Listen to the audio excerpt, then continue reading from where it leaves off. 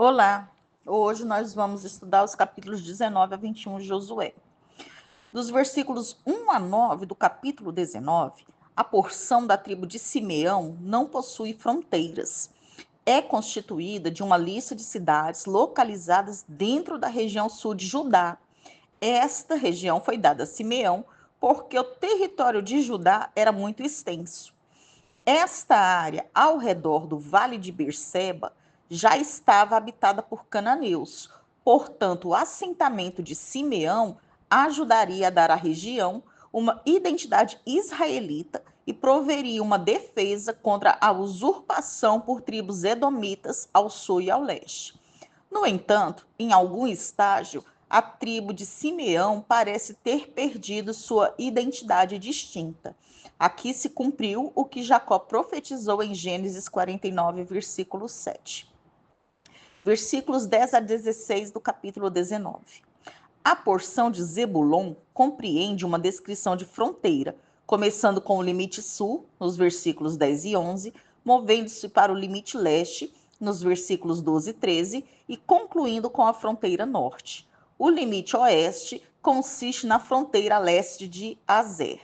Zebulon ficava na extremidade sudoeste das colinas da Galileia, entre o vale de Jezreel, ao sul, e o vale de Bet-Netofa, ao norte, na Galileia. Essa Belém do território de Zebulon não é a cidade de Belém onde Jesus nasceu, que era no território de Judá. Versículos 17 a 23 do capítulo 19. A porção de Issacar preserva uma lista de cidades que incluía 16 cidades no vale de Jezreel, em torno do Monte Tabor, e aquelas nas colinas da parte sul da Galileia. Versículos 24 a 31 do capítulo 19. A porção de Azer compreende uma lista de fronteira que começava no sul, virava para o leste ao longo de Zebulon e chegava ao norte à Grande Sidom, antes de virar para o sul ao longo da costa. Cabu e a região circunvizinha foi mais tarde dada por Salomão a Irão, rei de Tiro, em pagamento por sua ajuda na construção do Templo de Jerusalém. Versículos 32 a 39 do capítulo 19. A tribo de Naftali recebeu a maior área entre as 7 tribos restantes. No entanto, ela talvez fosse a pior em termos agrícolas, localizada na Galileia de cima, onde as elevações muito impediam o cultivo. A fronteira ao sul é suplementada com uma lista de cidades. Suas fronteiras ao leste se estendiam até o Rio Jordão e o Mar da Galileia. Versículos 40 a 48 do capítulo 19. O território de Dan compreende uma lista de cidades, incluindo as que ficavam a leste e a oeste. Sua localização ao longo das cidades costeiras dos cananeus e dos filisteus ameaçava sua paz e prosperidade. Dan perdeu parte ou a totalidade do seu território e migrou para o norte, para a cidade de Lezém. Eles a conquistaram, né? A tribo de Dan conquistou a cidade de Lezém e lhe deu o nome de Dan. Dan era uma tribo muito numerosa, mas preferiram escolher outra moradia no lugar de oferecer resistência aos filisteus. Agora, os versículos 49 a 51 do capítulo 19. Como aconteceu com Caleb, o outro espia fiel da geração do Êxodo, Josué recebeu uma porção especial no território de sua tribo. Josué recebeu Timnat-Sera, a sudoeste de Siquém. A humildade e compromisso de Josué de completar suas responsabilidades concedidas por Deus é evidente pelo fato de esperar até que todas as outras tribos e pessoas tivessem recebido sua herança antes de receber a sua. Agora nós vamos estudar o capítulo 20. Dos versículos 1 a 2 do capítulo 20, havia 6 cidades levíticas destinadas a servir de refúgio, 3 de cada lado do Rio Jordão. Moisés designou as 3 a leste do Jordão e Josué e os outros líderes indicaram as 3 a oeste do rio. As cidades não eram destinadas a proteger o criminoso, mas serviam de refúgio àqueles que haviam cometido homicídio, a fim de escapar da vingança dos parentes do morto. enquanto se investigava se o homicídio fora premeditado ou acidental. Versículo 3 do capítulo 20. Nas nações civilizadas, a vida civil é regulamentada por leis e o castigo é aplicado contra o criminoso pelos tribunais. Nas nações antigas, era permitido que a parte ofendida se vingasse com as próprias mãos. Era o vingador do sangue. Versículo 4 do capítulo 20. O portão da cidade era o lugar normal para se realizar transações legais. Ali, os anciãos funcionavam como juízes que ouviam as disputas dentro da comunidade. Versículo 6 do capítulo 20. Mesmo que fosse declarado inocente da premeditação, o homicida acidental deveria continuar na cidade de refúgio até que a morte do sumo sacerdote acontecesse, né? O sumo sacerdote daqueles dias.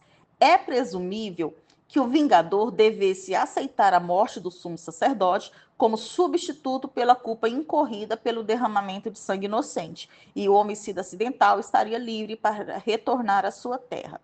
Versículos 7 a 9 do capítulo 20. São nomeadas as 6 cidades de refúgio, 3 em cada margem do Jordão. Elas estavam localizadas geograficamente de forma estratégica para que uma pessoa nunca estivesse longe demais de um desses refúgios. Agora nós vamos estudar o capítulo 21. Dos versículos 1 a 3 do capítulo 21, a porção dos levitas é o Senhor, e eles deveriam depender dos dízimos e ofertas. Não receberam território, apenas puderam habitar em cidades nos territórios das outras tribos. Essas cidades continuavam a pertencer às tribos às quais elas tinham sido atribuídas, mas foram separadas, juntamente com as suas pastagens, para servir de morada aos levitas. Versículo 4 do capítulo 21. Coate foi o segundo filho de Levi, mas seus descendentes tinham primazia, porque a linhagem sacerdotal, através de Arão, descendia dele. Arão e seus filhos tinham sido escolhidos por Deus para serem sacerdotes.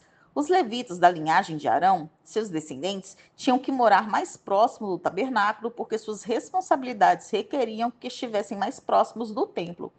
Versículo 5 do capítulo 21. Os filhos de Coate receberam suas cidades na região montanhosa. Naquela época era o local da arca, pelo qual eles foram responsabilizados no deserto. Versículo 6 do capítulo 21. Os filhos de Gerson, primeiro filho de Levi, tinham sido responsáveis pelas cobertas do tabernáculo e outros tecidos. Eles receberam cidades nas áreas tribais ao norte. Versículo 7 do capítulo 21.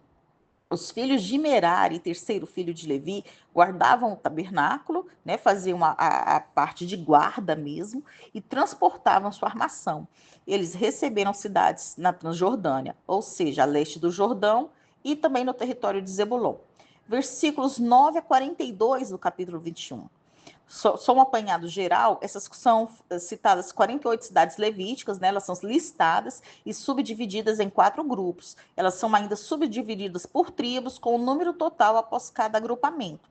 Assim, dos versículos 9 a 16 do capítulo 21, as tribos de Judá e Simeão, que já estava dentro do território de Judá, deram 9 cidades para os sacerdotes, levitas da linhagem de Arão, morarem.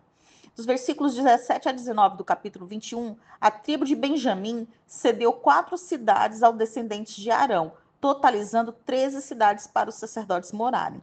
É interessante notar que o templo depois muda para Jerusalém, centenas de anos depois, e os sacerdotes já moravam próximo a Jerusalém. Versículos 20 a 26 do capítulo 21. Os filhos de Coate receberam das tribos de Efraim, Dan e da meia tribo de Manassés 10 cidades. Versículos 27 a 33 do capítulo 21. Os gersonitas receberam ao todo 13 cidades, entre cidades a leste do Jordão, da meia tribo de Manassés, e também das tribos de Issacar, Azer e Naftali. Versículos 34 a 40 do capítulo 21. Os filhos de Merari receberam ao todo 12 cidades, algumas a leste do Jordão, nos territórios da tribo de Ruben e Gade, e a oeste do Jordão, da tribo de Zebulon. Versículo 43 do capítulo 21. A fidelidade de Deus confirmada neste livro é a sua fidelidade às promessas feitas a Abraão, Isaque e Jacó. Versículo 45 do capítulo 21. O escritor, né, o autor do livro, fala da conquista como se tivesse sido completada, enquanto continuava a descrever a ocupação como incompleta. Porque um país pode ser oficialmente derrotado e ocupado antes que cada porção do país cesse de oferecer resistência. Ao final aqui, estou acrescentando um mapa que mostra de forma detalhada a divisão das tribos, né? Esse mapa serve para exemplificar melhor como foi feita essa divisão. E encerramos aqui o estudo dos capítulos 19 a 21 do livro de Josué.